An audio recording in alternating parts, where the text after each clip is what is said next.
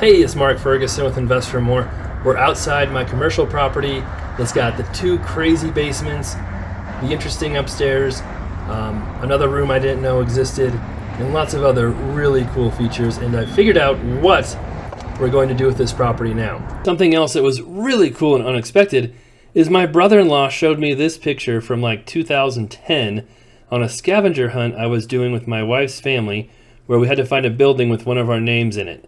And so we randomly stopped in front of Russell Furniture, took a picture, drove off, and he's like, "Hey, Mark, didn't you buy this building?" I'm like, "Yes, send me that picture." So that was kind of crazy. That's me on the left, my brother-in-law Casey, my other brother-in-law Grant, and then my brother-in-law Russ in front of Russell Furniture. So not only are we showing what's happening with this building, but something else really interesting happened as well.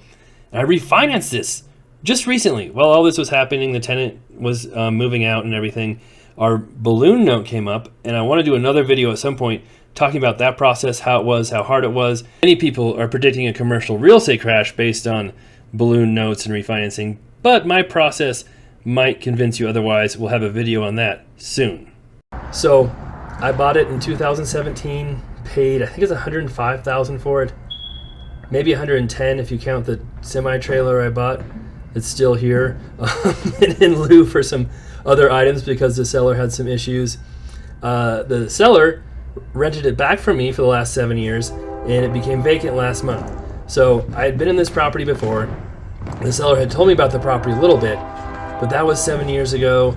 I had some of my contractors, HVAC guys in here since then, but I haven't really been in here for a very long time. They paid rent, took care of things for the most part, and decided that they did not need this building anymore. And now we're trying to figure out what exactly to do here and not to do here. So it has old windows, and that's something to consider. It's got these cabinets. How much do you do? Do you take them all out? Do you redo everything? Do you fix everything? Well, that's tricky with commercial, because sometimes a commercial tenant might come in and want to redo everything to their own specifications. You might redo everything wrong for what they want. They'll come in and redo it. The other tricky thing is you also don't want it to look like crap. So even if a commercial tenant is going to come in and redo everything and they want to change it all, emotionally, even though if they don't know what's happening, they might not like the property if it looks ugly or it's rough or dirty or needs paint. Many people just can't envision what it would look like. And even though they don't know what's happening, they're being turned off by the property. So real estate can be a very emotional purchase. Speaking of emotional, I didn't know there are all these cool little cubbies and stuff in here, and I'm kind of discovering those for the first time too. I thought I spied a penny in here as well, covered in dust, and that'd be interesting to see how old it is. And it's not a penny, it's a clear piece of plastic, exactly the same size as a penny. Now, something interesting too, we figured out how to get the lights on in the basement. At least one of the other basement had lights. This one we have lights on too, so we'll go down there, show you that basement. And I've got another video that shows the other crazy basement I went to the first time, and the upstairs as well. We'll link to that. Other weird stuff in here. It's got an exterior door that was secured by like this, whatever that is, tarp, maybe a duck blind, who knows. Cabinets all over. It was a furniture restoration business before, so obviously they're good with woodworking. So a lot of the cabinets are really custom and really well built. Some are a little haphazard. So in here, one of the biggest issues is the ceiling too. It has these ceiling tiles, which you can't really get anymore. They don't make them anymore, and they interlock with each other. So if you take apart one tile, it kind of messes up the whole ceiling. It's a really annoying system to deal with. We actually have all the tiles. You can see one missing up there. It's right there. But you can also see where they had taken pieces out, or they hadn't come together right, where they nailed stuff and glued stuff back up. So we have to figure out what to do up front, if we want to redo the ceiling completely or try and patch it. I'm not sure. This was something weird too. You can see the hardwood in the front, and then pretty sure this back part is an addition. You can tell the old exterior wall on that right side, but the hardwood floors come out like 8 feet or maybe 6 feet into this addition. They sure look original, but that's a little strange. So many strange things in here. We think this was kind of like a painting booth before. We'll show you why. I never got into this room until recently too. Didn't know it existed. And we were thinking about whether to take these shelves out or not. I'm like, I wonder how solid those are. They look a little flimsy. They are rock solid. They are not moving at all. So my contractor who we're walking through this with, who's going to start work on here actually either today or tomorrow, showed me this. He's like, I wonder if this works. And so we opened it up. Pop the switch. There's your exhaust fan. So this probably was some kind of paint booth. And not sure if it was quite up to official standards for a paint booth, but that's how they used it. Like I said, there's a lot going on in here. A lot of colors, a lot of different materials, a lot of wires, vents, all kinds of things all over the place. That ramp, I learned you need to walk on the side of it, or else you would just slide right back down. It is very dusty, very slippery. Here's the kitchen, which has seen better days. This was kind of cool. I didn't notice this before. This is a map that we're in Greeley, Colorado. That's from 1999. And things have changed so much. It's hard to believe that's 25 years ago. But yes, things have changed so much since then. We figured out, too, one reason the shower hasn't been used in decades, because there's no water heater. So who knows how long they haven't had hot water. But it's probably been quite a while. Still a few emergency kit items there if you need them. First aid kit. You've got the soap dispenser. Is that a soap dispenser? I don't know what that is. Maybe I shouldn't be touching it. I don't know. But it doesn't move. It's locked in place. Those screens, I believe, for the windows. So you've got this room back here as well, which we think was part of the original grain elevator.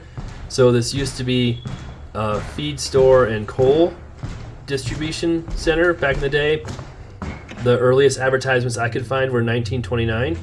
And I got these lights on last time, and now they're not coming on. So maybe I found a breaker that had a bunch of the other lights. That's how we got it working. Maybe the breaker did not work on these. That's just my phone light. So, lots of wires all over this place too. So we definitely need to get that part checked out. I assume they're not live or not working, or it could be that's why a bunch of the breakers were off. So got to be careful with that. That's the upstairs I went into, kind of broke into last time. That's the basement I had to break into. They're all boarded up and boarded shut. We'll link to that video. It was pretty interesting. Both of those. We'll link to those below. We have replaced the roof on this before, but we still had some leaking issues. It's a mixture of flat, peaked, pitched, not pitched, because of so many additions and different stuff going on. And that can just make it tricky to keep your roof from not leaking. So again, cabinets all over, counters all over. They're kind of cool, kind of interesting. They're the breakers I had all, turned on. I want to make sure I turn them back off, except for the furnace, because the furnace breaker, when I first got in here, was off as well, and we figured out that's why there's no heat. Turn that back on. Worked just fine. But overall, I think what we're going to do, and we'll show you the outside too, because there's some questions out there as well, is paint most everything. Just kind of spray everything to give it a fresh coat of paint. We'll just kind of leave the floors how they are, clean them up. Not going to go crazy refinishing them or do anything weird there. We're going to leave the windows. I know they're very, very old, but they're very solid and in very good shape, even though they're so old. Maybe paint the frames. And I was going to show you the basement, and I forgot. Hold on a second. Let me redo everything I just did. So I think we're going to keep most of the cabinets. Maybe we'll spray them a different color, kind of just to make sure they look a little better. Maybe not. And then we're going to try and patch that ceiling. We thought about sheetrocking it, drywall. That's a big expense, a lot of money, a lot of time. And who knows what the new tenant's going to do. So we're going to patch it up, make it look better, and then see what happens. This is the basement that used to have some rooms down here. Who knows if they had water damage, something else. But it's actually a decent size basement. Tons of room for storage. Had a nice large staircase, which is nice, unlike the back staircase, which was tiny. And then, of course, you get your free bathtub, which everybody needs. And the ceiling is pretty tall. It's like 8 feet. We'll show you. Oh no, that's a window. It's got windows down here too, covered up. And that we'll show you on the outside. It's kind of cool too. But you could tell for sure what that was from on the outside. And then you can see there's a couple furnaces, or at least one furnace, maybe two.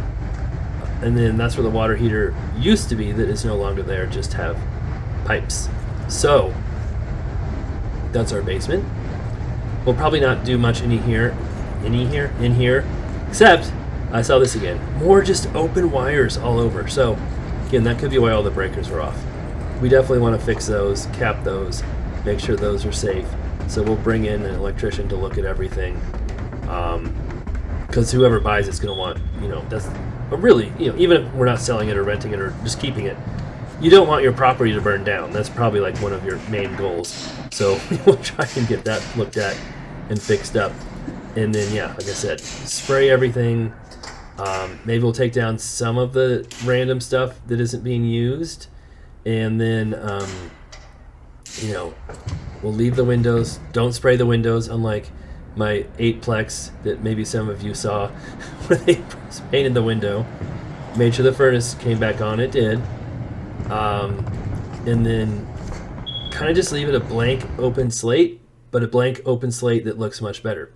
On the outside, we're kind of trying to figure out, should we paint everything? Should we leave it? I kind of want to paint over the old business name because they're not operating anymore. We did have someone try and get a chair fixed here the other day. But this was kind of cool. I hadn't seen this before. I opened up this spot down here while I was showing you how ugly that paint is on that part of the old building. But that is definitely an old coal chute. So a lot of people have said the spot in back, which we'll show you, was an old coal chute for a boiler. I think that was your old coal chute for the boiler. The spot in back was an old chute for grain or coal in your business that actually sold those things. We also want to clean up out here, maybe not go crazy. We're not rebuilding decks or anything, but just throw away the stuff that's broken. Like I said, this trailer came with the deal.